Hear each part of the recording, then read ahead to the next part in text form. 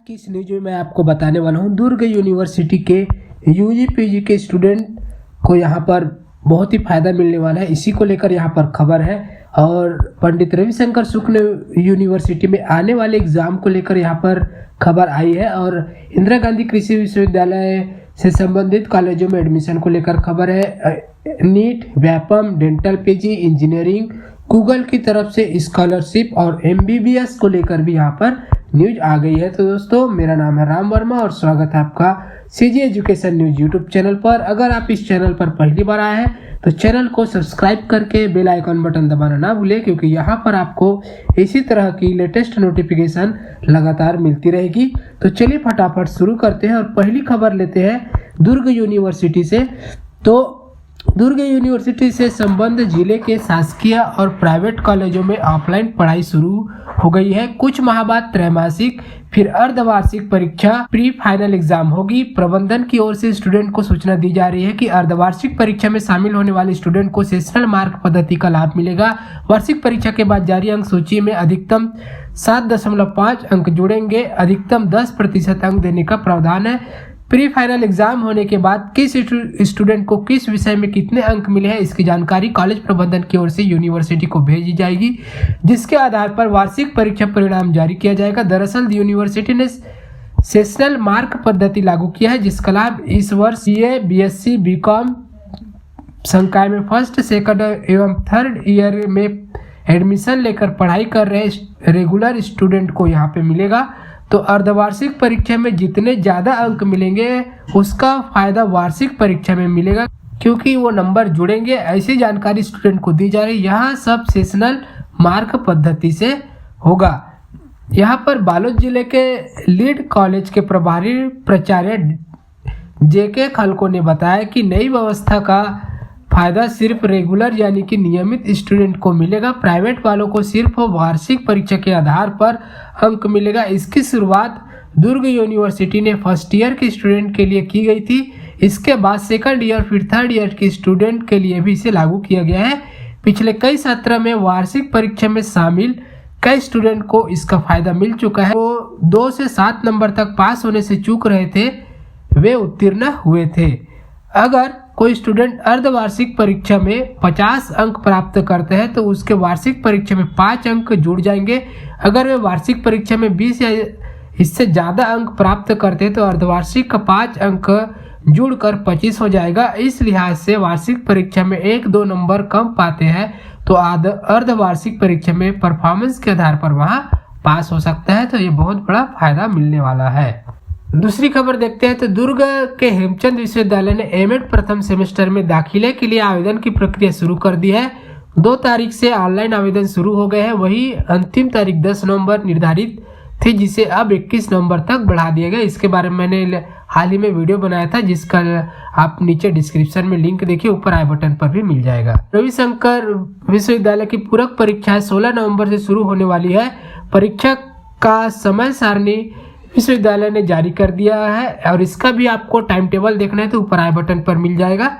यह परीक्षा इस बार भी ऑनलाइन मोड पर होगी। ऑनलाइन मोड की यह अंतिम परीक्षा होगी। इसके बाद सभी ऑफलाइन मोड पर होगी, जितने भी आने वाले एग्जाम होंगे। इसके बाद जनवरी में होने वाले सेमेस्टर की मुख्य परीक्षा इस बार ऑफलाइन करने की तैयारी में विश्वविद्यालय प्रशासन जुट गया है। इस बार भी परीक्षा लेट शुरू हो रही है। दिसंबर में शुरू होने वाली परीक्षा इस बार जनवरी में हो रही है, क्योंकि कोरोना के चलते अध्यापन कार्य इस बार देरी से शुरू हुआ था। पूरक व सेमेस्टर की परीक्षा के दिशा निर्देश प्राचार्य को जारी कर दिया गया है। इस संबंध में माता कर्मा महाविद्यालय के प्राचार्य रमेश देवांगन का कहना है कि पूरक परीक्षा की समय सारणी जारी हो गई है। 16 नवंबर से परीक्षाएं प्रारंभ होगी। ये परीक्षा ऑनलाइन मोड से होगी। प्रश्न पत्र व सोशल मीडिया पर अपलोड कर दिया गया है। पूर्व की भांति छात्रों को घर में ही उत्तर लिखकर केंद्रों में उत्तर पुस्तिका जमा करना होगा। अगली खबर बालोद जिले से लेते हैं तो जिले के शासकीय घनश्याम सिंह गुप्त पीजी कॉलेज के 30 से ज़्यादा स्टूडेंट ऑफलाइन क्लास अटेंड करते हुए नजर आए। कुछ दिन पहले सिर्फ 15 स्टूडेंट पहुंचे थे।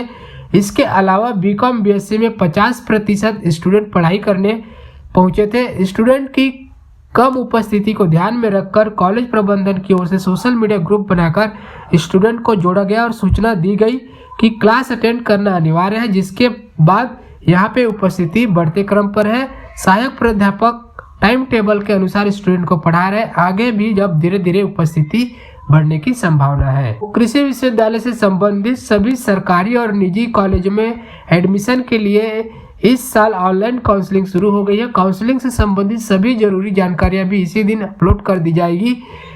स्टूडेंट कॉलेज की सूची और काउंसलिंग के लिए जरूरी डॉक्यूमेंट की जानकारी ऑनलाइन ले सकेंगे। काउंसलिंग में शामिल होने वाले स्टूडेंट को कृषि उद्यानिकी, वानिकी, कृषि इंजीनियरिंग और खाद्य प्रौद्योगिकी की पढ़ाई के लिए प्रवेश दिया जाएगा।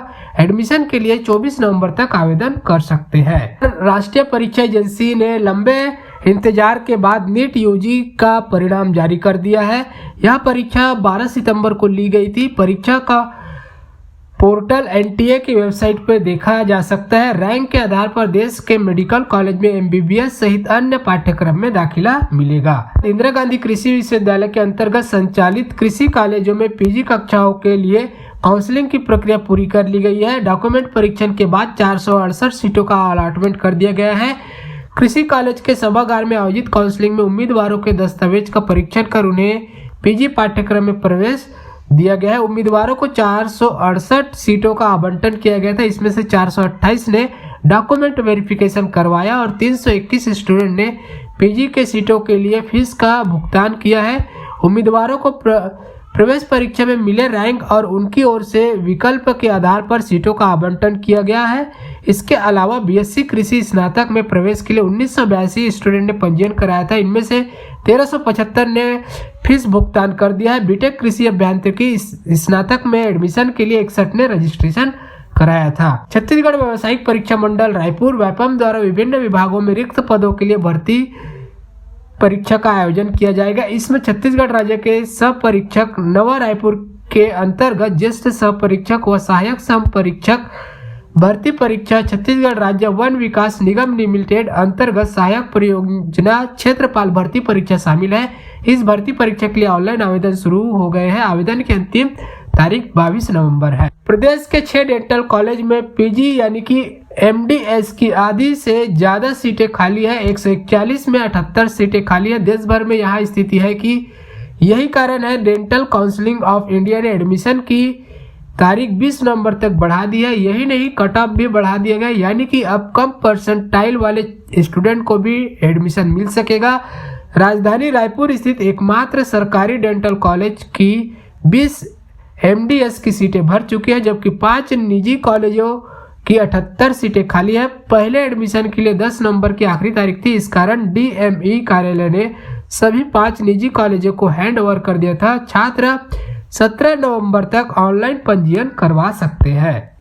राज्य भर के इंजीनियरिंग कॉलेजों की हालत इस साल भी खराब है। तीसरे चरण की काउंसलिंग के लिए शनिवार को सीटों का अलॉटमेंट होने के बावजूद आधे से ज्यादा सीटें खाली है।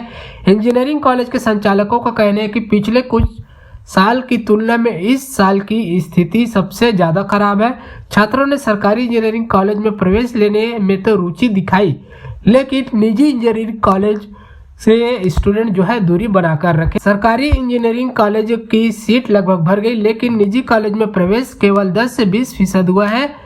जिन प्राइवेट कॉलेजों में अच्छे एडमिशन हुए वहां भी 50% सीटें अभी भी खाली है। कॉलेज में एडमिशन नहीं होने की वजह से इस साल भी कई इंजीनियरिंग कॉलेज बंद होने की स्थिति में पहुंच सकते हैं।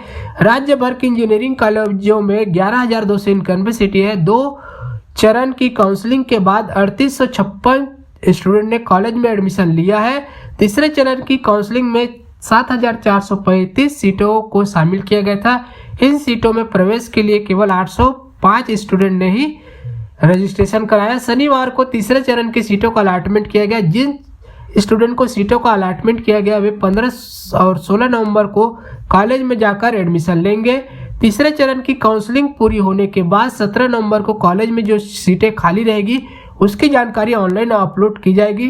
3 चरण की काउंसलिंग के बाद भी इंजीनियरिंग कॉलेजों में 6,500 से ज़्यादा सीटें खाली रहेगी।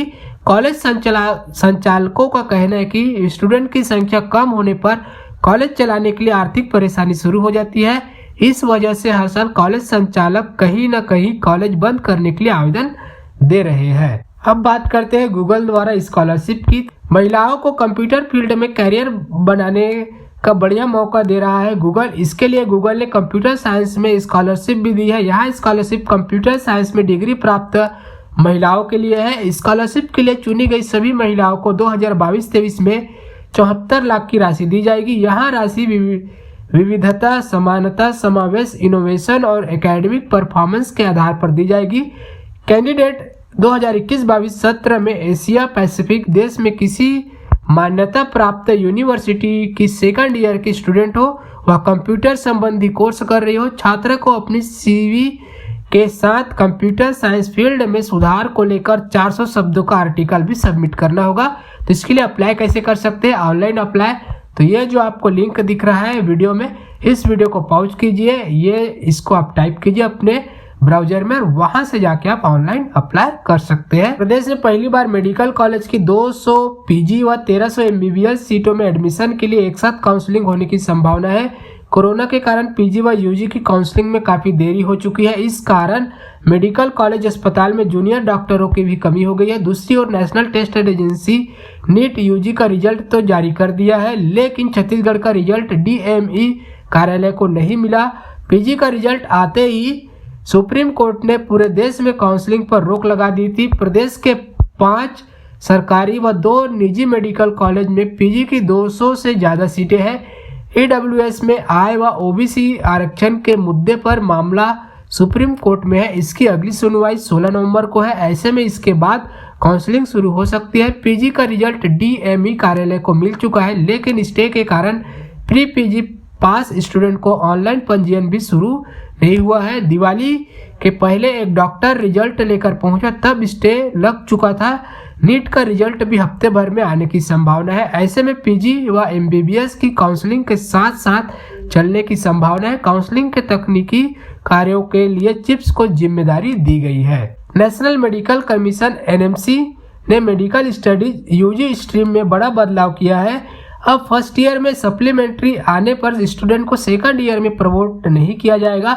अगर कोई स्टूडेंट फर्स्ट ईयर सप्लीमेंट्री में फेल होता है तो उसे दोबारा से पहले साल की पढ़ाई करनी होगी। पहले सप्लीमेंट्री आने पर सेकंड ईयर में प्रमोट कर दिया जाता था।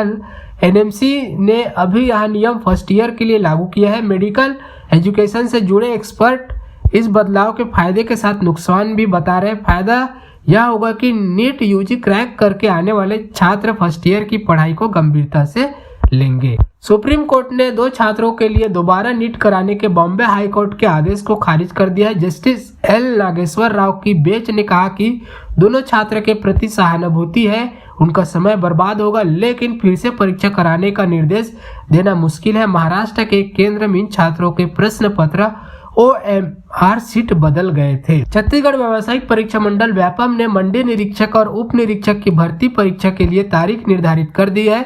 यह परीक्षा 28 नवंबर को होगी। प्रवेश पत्र व्यापम के पोर्टल में अपलोड की जाएगी।